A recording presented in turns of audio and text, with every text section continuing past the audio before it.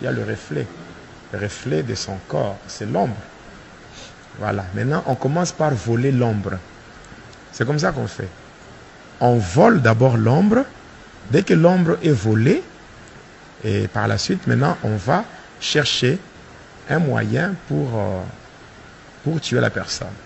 Ça sera soit par un accident, par une maladie. Donc on va chercher par un accident et tout ça. Et la personne va mourir. Dès que la personne meurt, on peut même appeler un médecin pour vérifier les signes vitaux. Et la personne ou le médecin va même confirmer. Non, normal, même un médecin normal, il peut même confirmer le décès. Parce que pour confirmer le décès, il faut vérifier les signes vitaux. Et c'est tout. Et puis on confirme, donc ça confirme. Et quand on confirme, on dit que la personne est décédée. Mais en réalité, cette personne n'est pas encore morte. Cette personne est encore en vie. Oui. La personne est encore en vie. Maintenant, la nuit. La nuit maintenant, lorsque, quand on va aller enterrer la personne. Maintenant, la nuit, tous les sorciers qui étaient dans le complot, ceux qui ont orchestré la mort de la victime, vont se réunir au cimetière et ils vont entourer la tombe. Et le sorcier qui a fait le sacrifice, on va lui donner un fouet. Et on appelle ça le fouet d'appel. Il va avancer et quand il sera devant la tombe, il va frapper 3 fois. Dès qu'il frappe 3 fois, la personne que vous avez enterrée va sortir. Quand la personne sort, on prend l'ombre qui était volée et on lui retourne ça. Et là, la personne est consciente. Et la personne va même reconnaître les gens qui l'entourent. Et à ce niveau-là, la personne ne peut plus rien faire. À ce moment-là, il n'y a pas de secours. Même si la personne crie, il n'y aura rien. Même si la personne appelle Jésus, même Jésus ne viendra pas. Même si Jésus-Christ est un secours qui ne manque jamais dans la détresse, là, il ne viendra pas. Parce que Jésus n'est pas un Dieu des morts. C'est un Dieu des vivants. C'est pendant qu'on est en vie qu'on peut faire recours à lui. Donc, dès qu'on meurt, c'est fini. Et là, qu'est-ce qu'on va faire? On va chercher maintenant un œuf non préparé. Et on va l'écraser sur la tête de la personne afin de rendre sa conscience stérile.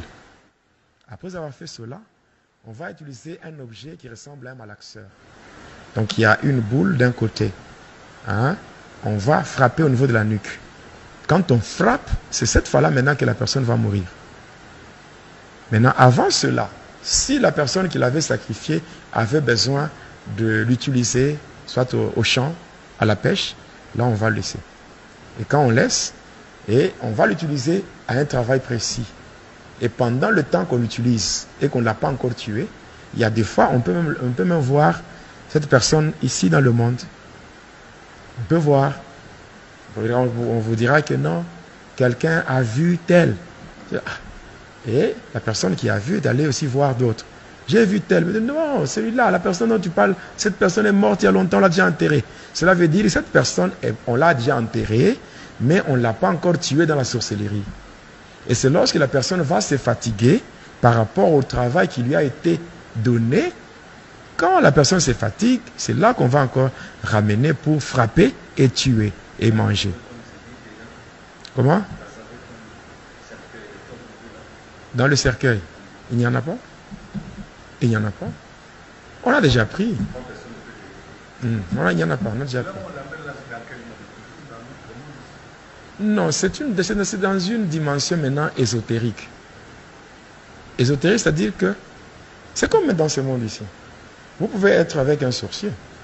Vous êtes là, vous êtes en train de parler avec un sorcier. Il peut utiliser son deuxième corps. Il a un corps normal et le corps astral. Et par rapport à ça, il peut être avec vous, en train de vous ensorceler, vous êtes là. Voilà.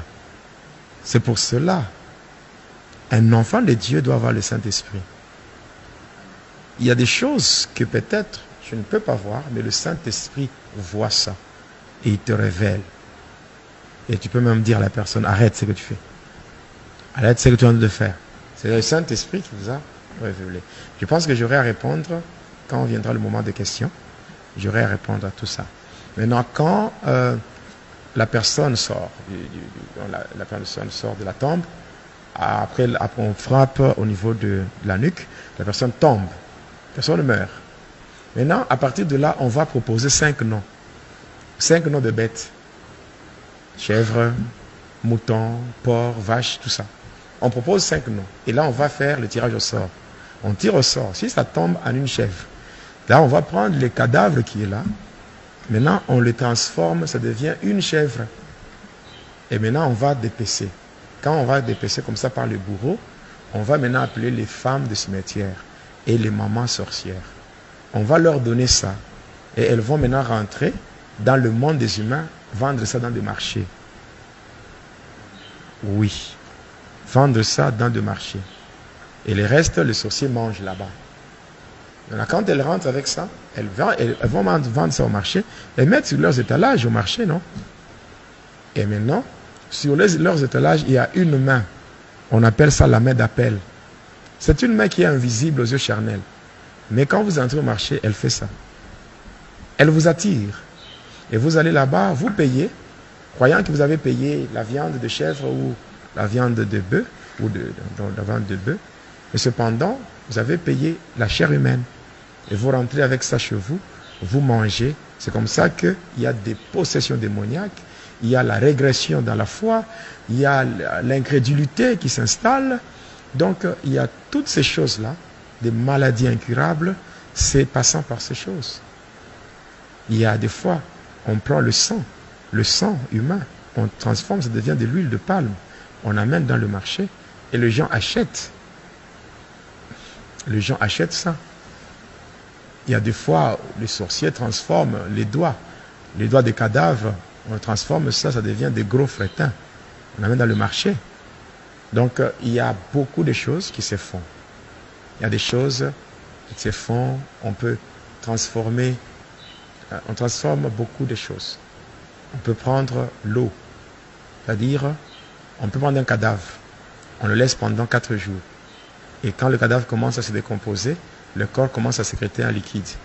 Et ce liquide-là, on le prend et on commence à vendre sous forme d'huile, ou bien on donne ça aux sorciers qui ont de boulangerie, les mamans qui font des beignets, on leur donne, ils mettent dans l'eau pour faire la pâte, tout ça, faire le pain, le beignet, tout ça. Et les gens achètent, hein, ça attire les clients, tout ça. Les gens achètent sans savoir ils mangent quoi. Et tout ça. Donc, cette même eau est donnée aussi aux faux prophètes.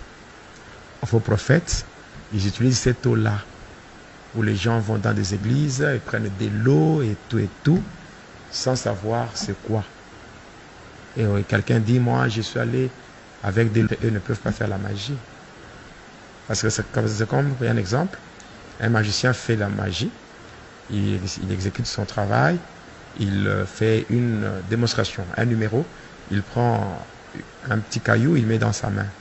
Il dit, regardez dans ma main, vous voyez quoi? Un caillou. Il ferme la main. Et après, il fait quelques incantations. Il ouvre la main. Il dit, mais regardez, qu'est-ce que vous avez vu? Il y a maintenant un bonbon. Les gens voient que c'est un bonbon.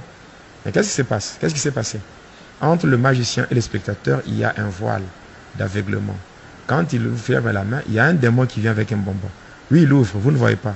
Le démon change, il met le bonbon et il prend le caillou. Quand il ouvre, il vous montre ça, il ouvre, donc il enlève le voile. Vous regardez, vous voyez qu'il a fait la magie. C'est ça. Donc, un faux prophète, un faux serviteur, vous lui amenez votre bidon rempli d'eau. Pendant qu'il est en train de faire la prière, les démons déversent tout. Et on remplit avec de l'eau qui vient de cadavres en décomposition et on vous donne. Et vous rentrez avec ça et il y a des problèmes qui arrivent. Vous buvez, vous aspirez dans la maison, vous mélangez.